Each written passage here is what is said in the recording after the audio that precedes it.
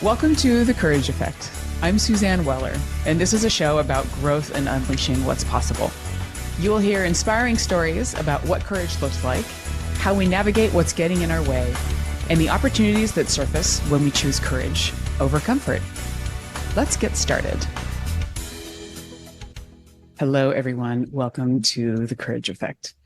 I am really excited for the conversation that I'm going to be having today with my guest, because my guest is somebody that I met when I started my coaching journey, when I decided that I wanted to become a certified coach. And Michael is somebody that was in that process with me, and it's been a joy to know him. And I'm really looking forward to this conversation today for you to get to know him as well. Michael Hudson is our guest. So let me tell you about Michael. He serves as the CEO at the Hudson Institute of Coaching, one of the world's premier coach training and corporate coaching organizations. Michael has a master's degree in organizational psychology from INSEAD and spent 10 years of his career living and working in Southeast Asia and East Africa, where he helped build what is now Africa's largest direct service NGO. Michael also works as a coach, primarily partnering with startup founders and social entrepreneurs. He believes coaching is needed in our world today more than ever before and is dedicated to using it to create a more purpose-driven world. I could not agree with those statements more. Michael, welcome to The Courage Effect. Thank you so much, Suzanne. It's a pleasure to be with you. Thank you for being here. So one of the things that has really most impressed me about you is your storytelling. You have all of these fantastic experiences, and you have such a desire to seek out experiences. And you have this ability to sort of move beyond your current situation and explore new places and people and challenges. So I'd love to start our conversation with you speaking to some of those earlier experiences and how they impacted you through the lens of courage. Great. Thank you, Suzanne. I majored in my undergrad. I majored in anthropology, and I was studying really what interested me in that was learning about how different people around the world lived and how they organized themselves in their communities and traditions. And by the time I got to the end of the 4 years of studying that, I was ready to just go somewhere. I wanted to get out of the classroom and I wanted to just go experience something. And as a 22-year-old, I could do that. I was lucky enough and in a situation where I could take that risk. And so what I ended up doing was getting a job in rural Vietnam, so about 5.5 hours by bus south of Ho Chi Minh City, in a town called Long Xuyen. The job was at a public university in the Research Center for Rural Development, and I got offered the job as a researcher there, rural development researcher. I knew very little about Vietnam, and I knew even less about this university or really exactly what was happening in this research center. And I took a risk on that. And, in considering this conversation that I was going to have with you, I've thought about that from a perspective of courage. And I think there's sort of the naive courage that a young person can have, right? Of I'm going to go do something because I have no idea what it is over there. And I want to know what the experience is. I want to expose myself to new things so that I have the chance to grow and learn and all of that. And I think that's what it was about for me at that time was a hunger for exposure to new things. So almost like a hope that there's more out there that I haven't found yet. And I wanted to go on an adventure to find some of those things. And an adventure it turned out to be over there. So I showed up there, and on the first day, the person running that university said, actually, we don't anymore need a researcher, a rural development researcher. What we need is an English teacher. Would you be open to doing that? And I said, well, no, I'm not an English teacher. I don't know how to do that. And also, it's not what I want to do. I came here to do rural development research. And yeah, there was some courage that came out there in that situation where I had to sort of access all of my stubbornness. And this is a whole different conversation, but it turns out I have plenty of that. Um, and to kind of stand up for what was important to me at that point, which was I want to be a part of this research center and I want to learn how to do rural development research. I want to get out into communities. And so they let me do that. And I got to do that. And I was um, one foreigner in a team of Vietnamese researchers.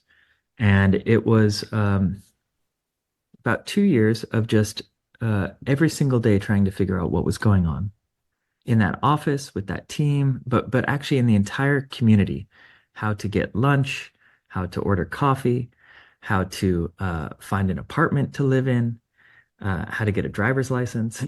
Every single thing was an adventure.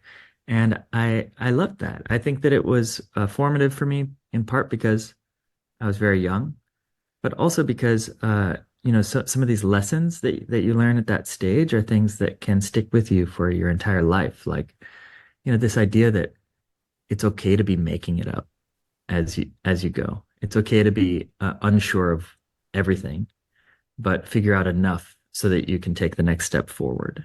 And so I think a lot of those lessons that I did learn as a 22-year-old are things that I still kind of lean on, even unconsciously today.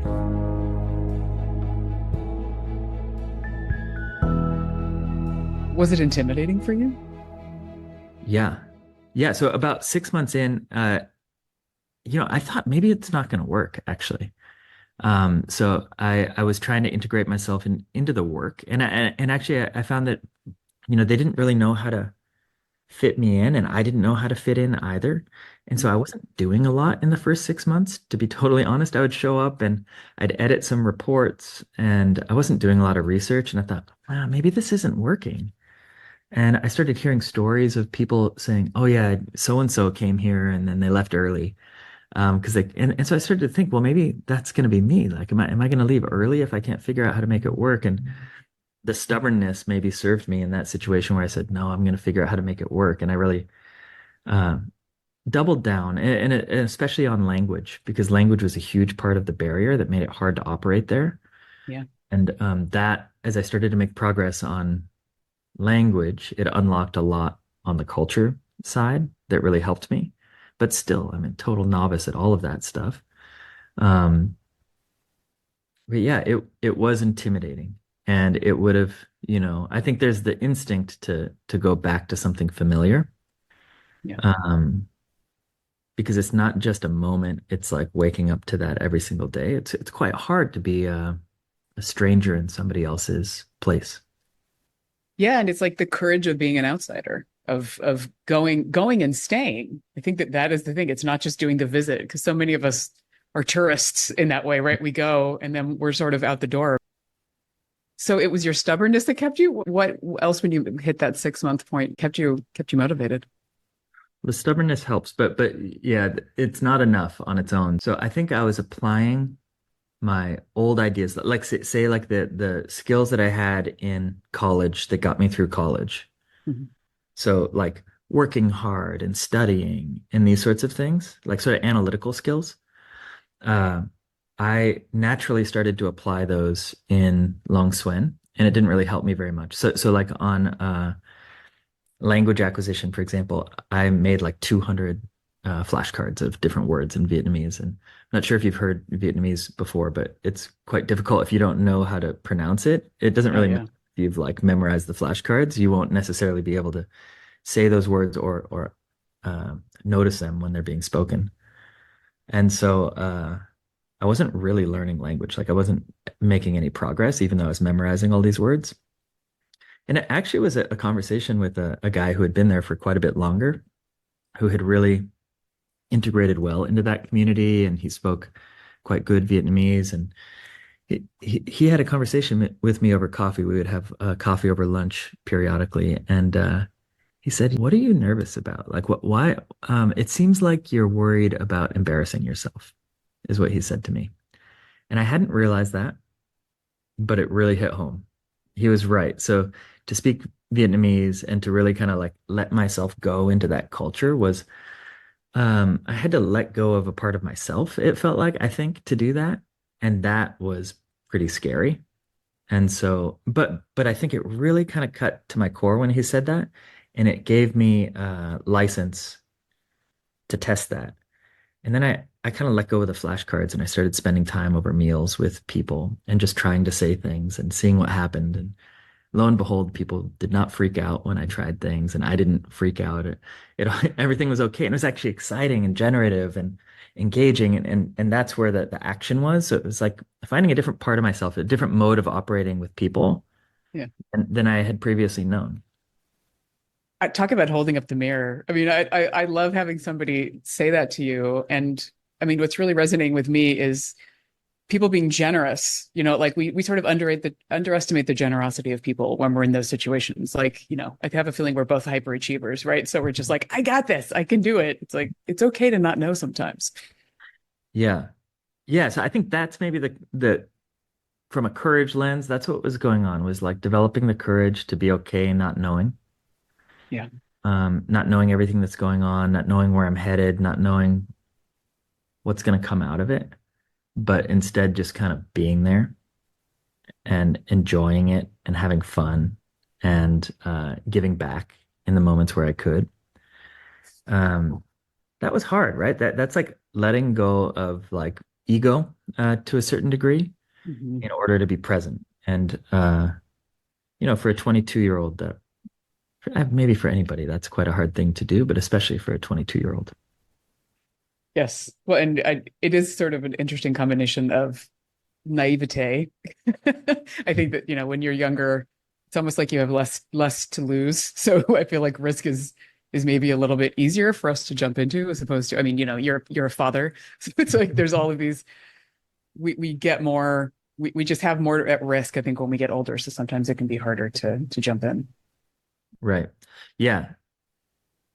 There are certain, although I was less developed in certain ways as a young person, there is license to access more courage in certain ways, or to take risks in ways that are really important, and they're harder now. There's more on the line now. Yeah. Yeah. Well, we're going to cut to a quick break, but I'd love to come back to talk because then you went to Kenya. So I'd love to hear about how you actually transitioned into that and then the larger impressions that that's had on your professional and your personal life. So we will be right back. You're listening to The Courage Effect. Stay tuned.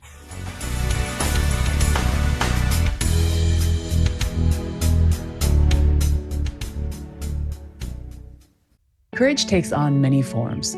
I know from personal experience that one of the most courageous things we can do is to recognize when we need help and seek out support.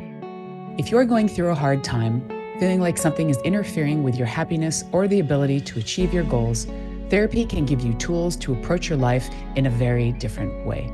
And that's why I'm excited to tell you about today's sponsor, BetterHelp. BetterHelp's mission is to make therapy more affordable and accessible. It's an online platform where you can be matched with a professional therapist in as little as a few days. For more information and to get matched with a therapist, go to BetterHelp, that's HELP.com/courage. Visiting this link both supports this show and gets you 10% off your first month of BetterHelp. So if you're struggling, consider online therapy with BetterHelp.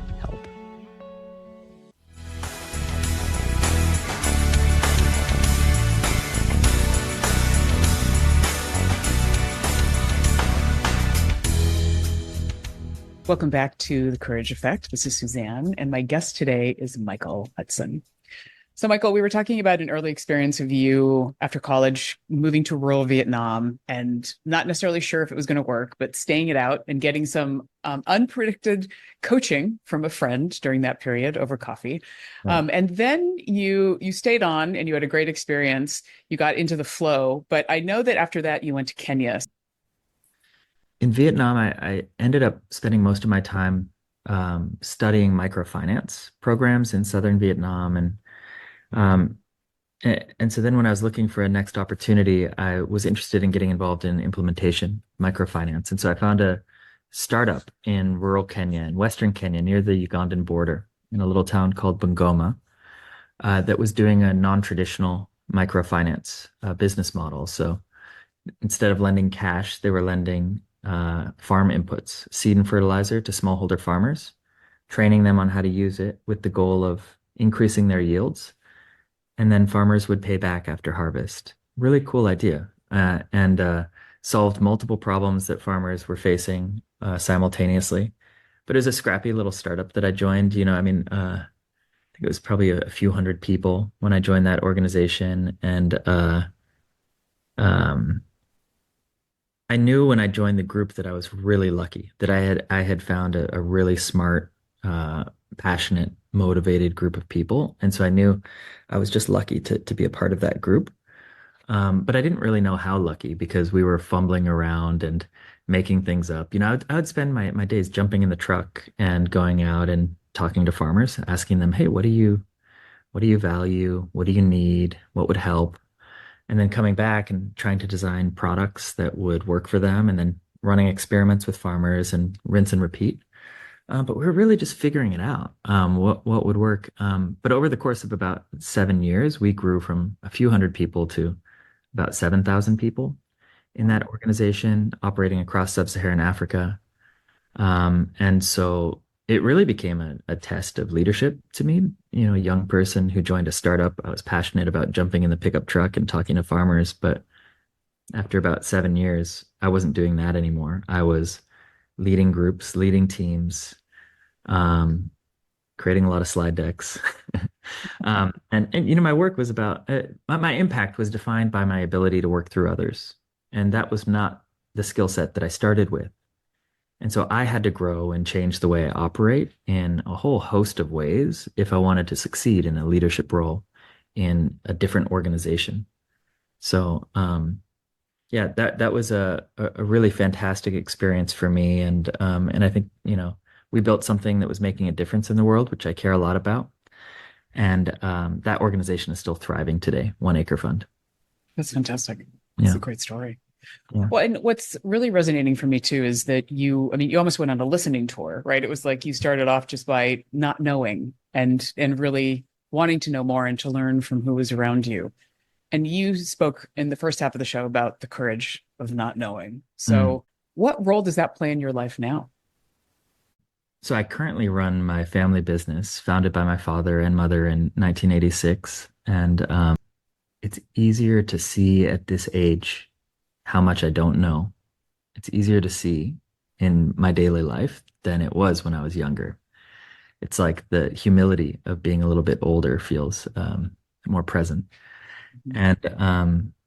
And so I'm running this family business, and as you already mentioned earlier, I'm an achiever. I like to build things. I like to grow. I like big goals, all of that stuff. And I'm running a family business that's been around for nearly 40 years. And as you know, I mean, we have a great organization and a great set of services and a great brand and community and all of these things. And so there's a certain tension, a really strong tension between tradition and the past and disruption and the future. And so I think that Faulkner said, um, we have to have the courage to lose the shore if we're going to find a new horizon. It's possible I'm butchering his quote a little bit.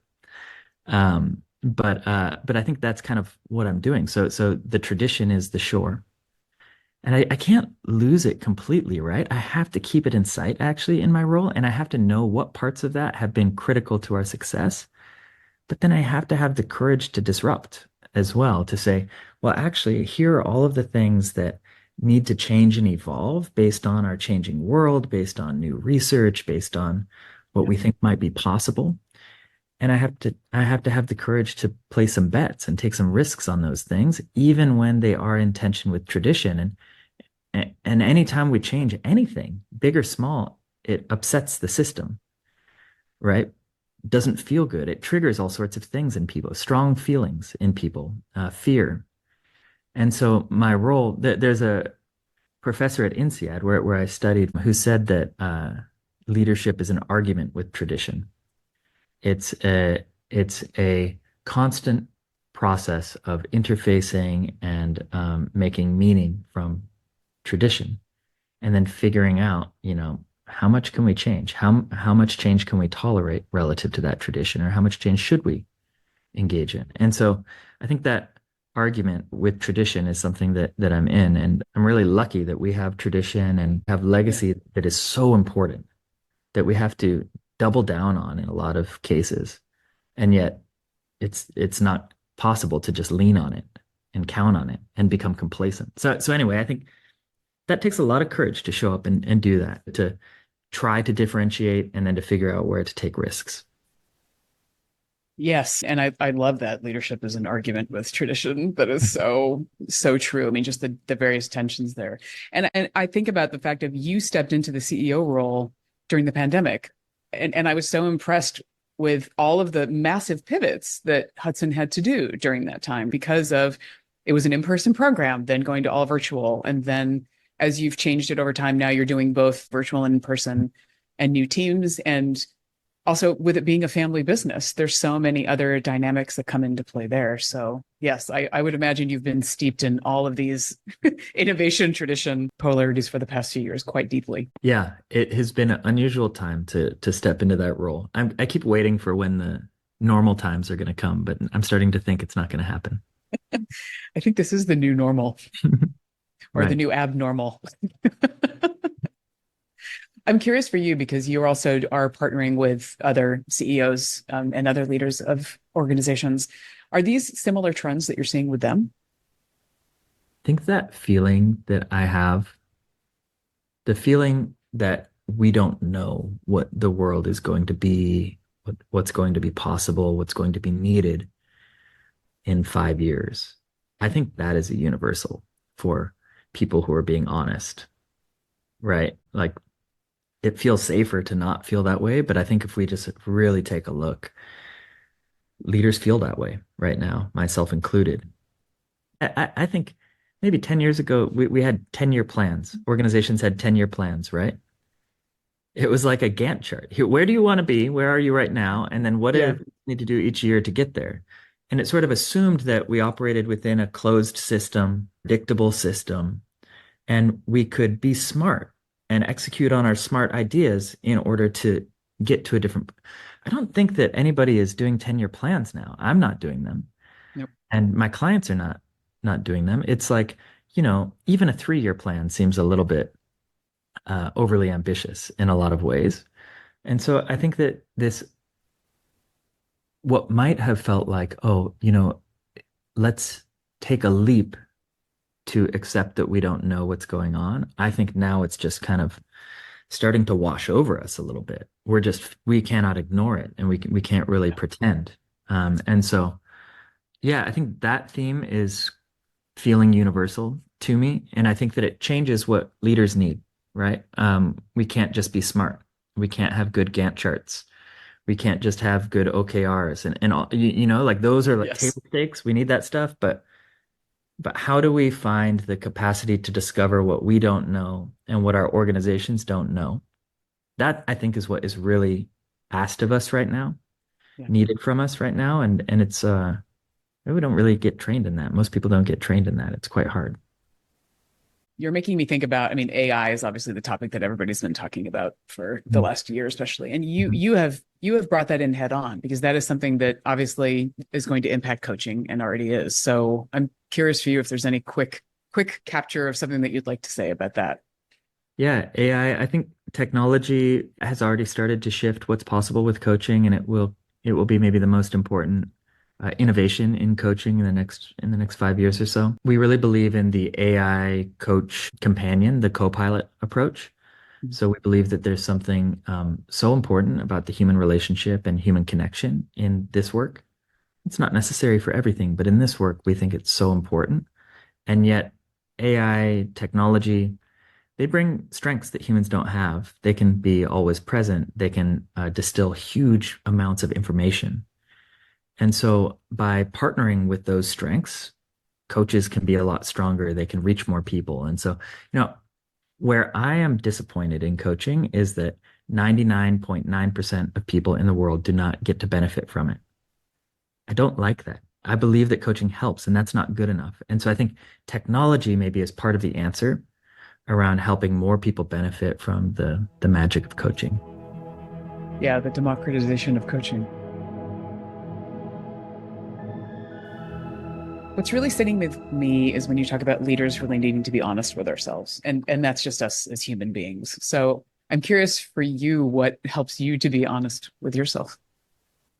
It's not easy, right? Because well, so I think being honest with what I mean when I say that is seeing beyond our patterns, seeing beyond our assumptions, and figuring out what might really be happening, right? Which perhaps is something that is never totally possible, but um, I think when there's a big external disruption, it's a lot easier to be honest with ourselves because we get to see the reality that we don't control everything. So, COVID is a big example of this, right? When everything shut down and, as you were saying earlier, when we had to take our business from completely in person to completely virtual, we had no idea how to do that. We did not want to do that. We never would have chosen to do that. And yet we had to do it. We felt that we had to do it. And so, to be honest with ourselves was to say, look, we don't get to do this the way that we think we want to do it.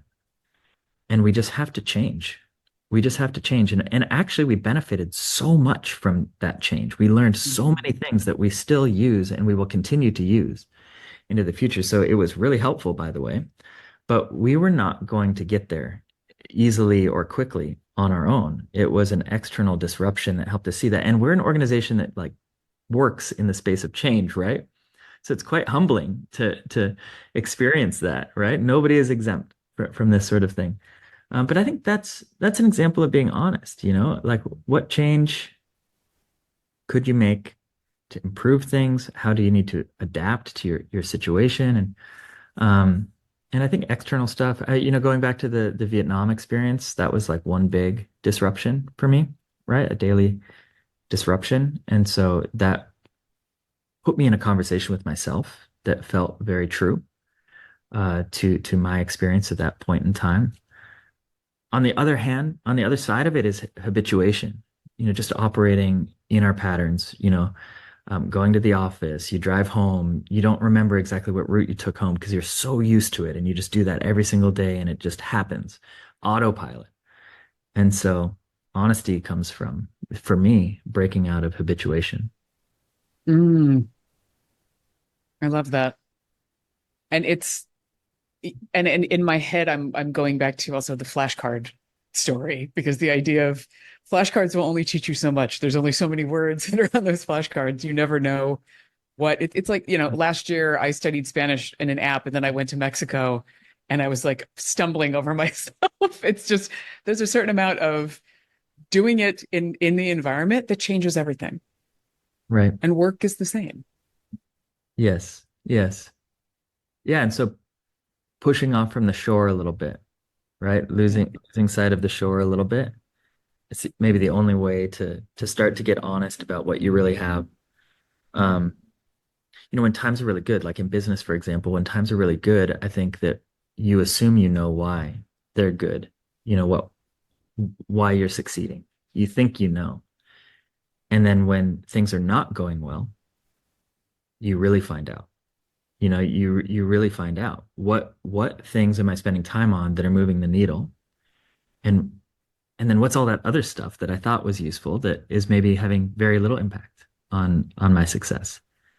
And so that's a disruption, right? That not a welcome one, not one that we would sign up for, but we learn a lot from it if we can pay attention. If we could pay attention. Yes. It's such a true thing is that we don't tend to take inventory on what's going on when things are going well. We tend to go into that mode of something's wrong, I need to fix it, as opposed to maybe being proactive and doing some almost like pre-mortem, right? Like to get an idea of what might go wrong. Right. Right. Yeah. I think it takes me to the burning platform thing. Like, right, the classic OD idea that we're only going to change if the platform is on fire, right? We're not going to choose to change because when you change, you have to let go of a part of yourself. If you become something different, you have to take a look at your identity and say, well, I'm going to let go of this part of myself, part of my organization that has been important to me. Yeah. And there's a loss and there's pain in that. And so we don't easily sign up for it. And maybe that's where disruption and, you know, simple stuff taking a different path to work in the morning. It can help break us out of that habituation and find a little bit of openness to change. Yes.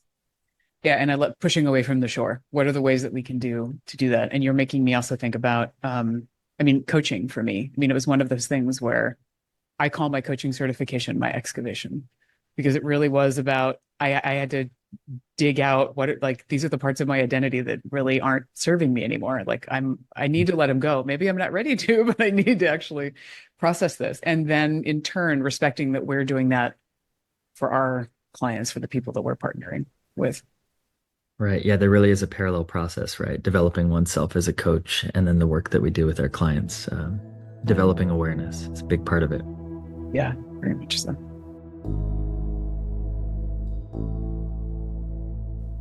All right. Well, I could go on forever, but we're going to leave it at this. So such a joy, Michael. Such a great conversation. I really respect the larger storytelling and everything that you're doing and how you're bringing that into your experience now and helping to bring that to more people on a greater scale. So thank you again for being here. Thank you, Suzanne. Such a pleasure to spend this time with you. Thanks for inviting me. You too. Keep doing your amazing work. And I'm grateful to have you in my universe. So thank you. And thank you to everybody for listening. Take care. Stay courageous. The Courage Effect is brought to you by Weller Collaboration. We partner with individuals, teams, and organizations to enhance leadership, increase agility, and build effective teams. More information about us is available via the links in our show notes. Please spread the word about the Courage Effect. Rate and review your favorite episodes on iTunes or your favorite podcast platform. Share with your colleagues, family, and anyone in your universe who might be inspired by a good dose of courage. If you have feedback or stories to share about the show or would like to apply to be a guest, please contact us via our website. Benny Mathers is our producer. Dave Nelson composed our theme music. Alex Sandyforth is our administrative maven, and I'm your host, Suzanne Weller.